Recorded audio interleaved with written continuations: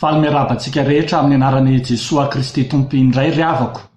Nahatratra izao farany herinandro, kanefa koa hanomezan'Andriamanitra ny teniny ho antsika izao, hivavaka isika.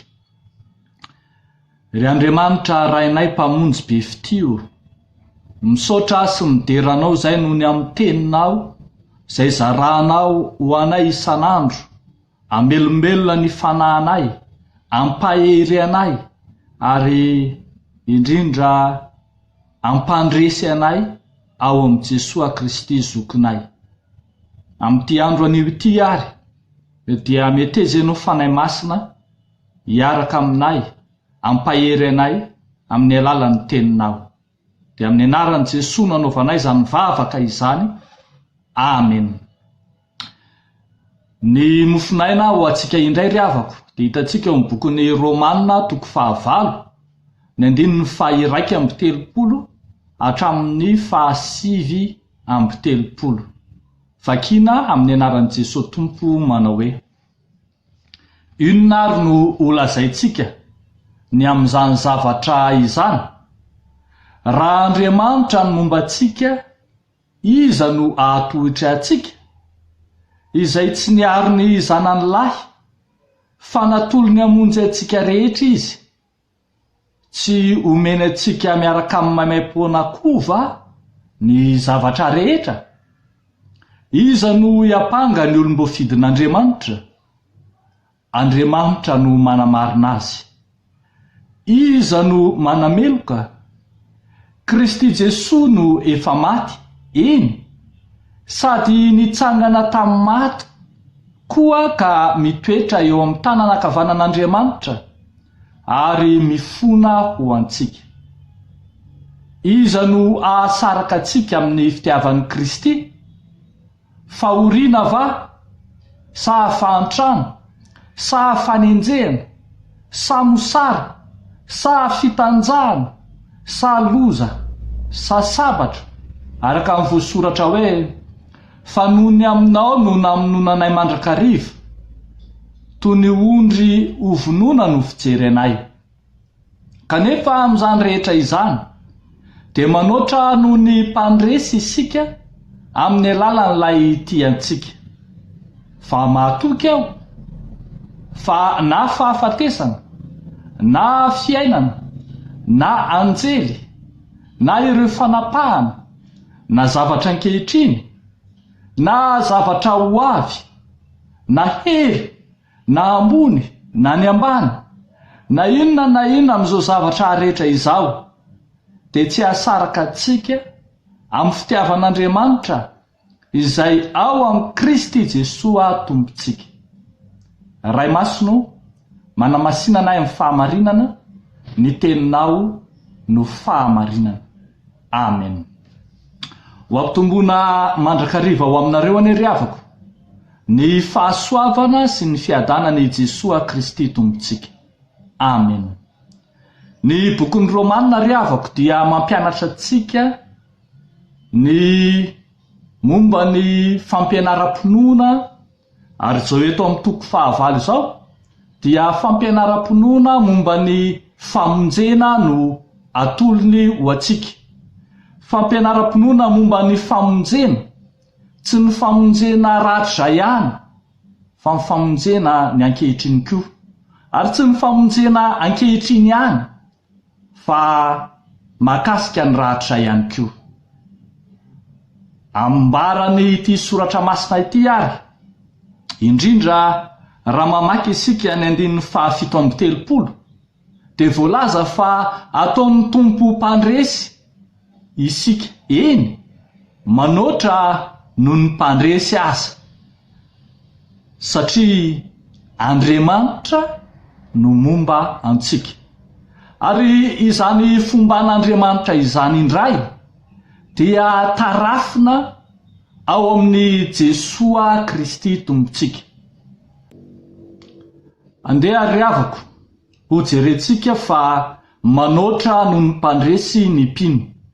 Manoatra noho ny mpandresy ny mpino, fa natolotra Andriamanitra ho antsika ny zanany. Ho mantsy ny voalaza eo amin'ny andininy faheraiky amin'ny telopolo manao hoe inona ary no lazaintsika ny amin'izany zavatra izany raha Andriamanitra ny momba antsika iza no atohitra antsika izay tsy niary ny zanany lahy fa natolony amonjy antsika rehetra izy tsy omeny antsika miaraka amin'ny maimaimpona kova ny zavatra rehetra. Ny fahafantarantsika ry havako ny momba an'Andriamanitra no ahatakarantsika fa Andriamanitra mampandresy antsika izy. Io Andriamanitra izay ivavahantsika io mantsy dia Andriamanitra tsy mitsahatra mikatsaka izay hahasosy hahatsara ny fiainan'ny mpanompony. Tsy mitsahatra Andriamanitra mihevitra ny fiainan'ny olom-boafidiny. Ary zany ane no nahitantsika ane ohatra hoe Andriamanitra naniraka mpanompo samihafa. Toa midika zany fa Andriamanitra miala nenina amin'izao tontolo izao, miala nenina amin'ny zanak'olombelona, dia naniraka ny mpaminany izy, dia naniraka ny mpanompo samihafa izy hanambara ny filazany tsara. Kanefa ry havako, rehefa tonga ny fotoana dia ny zanany mihitsy no nirahan'Andriamanitra hoe ty amin'izao tontolo izao. Tsy nanaiky Andriamanitra raha tsy nanolotra ny fanomezana sarobidy indrindra dia ny zanany ho antsika. Ho antsika fatrapitady famantarana, ho antsika fatrapitady ny zavatra hita maso ny azo tsapain-tanana, ho antsika fatrapitady ny amin'ny fiadanana vetivety sy mandalo ihany, fiadanana hita maso. Indro Andriamanitra manolotra ny sarobidy indrindra ho antsika, manolotra ny fanomezana mihoatra lavitra noho izany, dia ny zanany malalany ho antsika. Efa nomen'Andriamanitra antsika avokoa ny zavatra rehetra, fa mbola omen'Andriamanitra antsika indray, nomen'Andriamanitra antsika indray ny zanany, lay tsy fony, lay sarobidy indrindra, koa azo ambara fa namany mila voatsiary isika raha mbola mangataka mihoatra noho ny zanak'Andriamanitra ho antsika. Ary ny tena marina ry havana dia izao, Andriamanitra mihevitra antsika izy ka tsy miandry antsika hangataka, fa efa nanome ny zanany izy, dia ambara ny soratra masina eto fa omeny antsika miaraka amin'ny maimaimpona koa ny zavatra rehetra. Nahoana moa tsy mpandresy ary isika? Mpandresy satria manana ny zanak'Andriamanitra, ary ataony mihoatra noho ny mpandresy satria ny zanak'Andriamanitra azy ananantsika. Maika fa ny zavatra izay heverina fa mandalo sy vetivety sy zavatra hita maso ihany omen'Andriamanitra antsika izany. Fa hoy ny soratra masina manao hoe katsao aloha ny fanjakany sy ny fahamarinana dia hanampy anareo ny zavatra rehetra. Manoatra noho ny mpandresy isika fa efa natolotr'Andriamanitra antsika ny zanany, dia Jesosy Kristy izany. Fa manoatra noho ny mpandresy ihany koa isika satria Jesosy nanaiky ho faty sy nitsangana tamin'ny maty ary nifona ho antsika eo an-tanankavanany iray. Rehefa mamaky ny andininy 7:30 sy ny 4:30 sika dia hoy voalaza hoe iza no apanga ny olom-boafidin'Andriamanitra? Andriamanitra no manamarina azy. Iza no manameloka? Kristy Jesosy no efa maty, eny, sady nitsangana tamin'ny maty koa ka mitoetra eo amin'ny tanana ankavanan'Andriamanitra ary mifona ho antsika. Fony fahatestamenta taloha, rehefa misy olona meloka dia misy sorona fanatitra alatsa-dra tandrify izay mifanandrify amin'izay heloka natao izay aterina eny amin'ny alitara. Fa rehefa tonga kosa ilay zanak'Andriamanitra, ilay natolony ho antsika teo, dia ny tenany no natolony ho sorona ho fanatitra indray mandeha monja, fanatitra tokana sy tanteraka, naterina teo amin'ny altara dia ny azo fijaliana zany.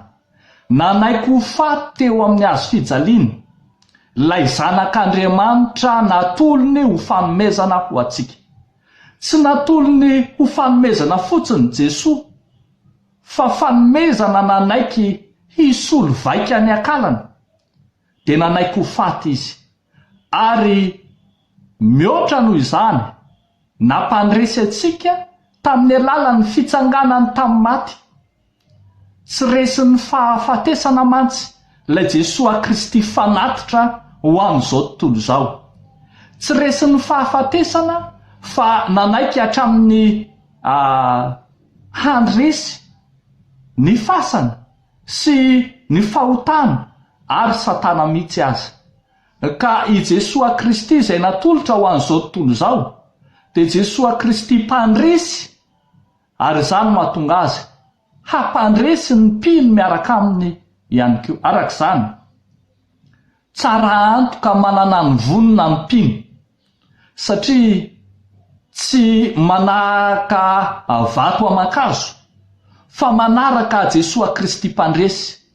Ny fahafatesany mantsy dia midika fandresena, midika ho fanekena, ho sorona ho an'izao tontolo izao. Ary ny fitsanganany tamin'ny maty dia midika ho fandresena mezinezina ho an'izao tontolo izao rahateo. Noho izany izay rehetra manaiky sy mino an'i Jesosy Kristy maty sy nitsangana tamin'ny maty dia ataony mpandresy tahaka azy ihany koa.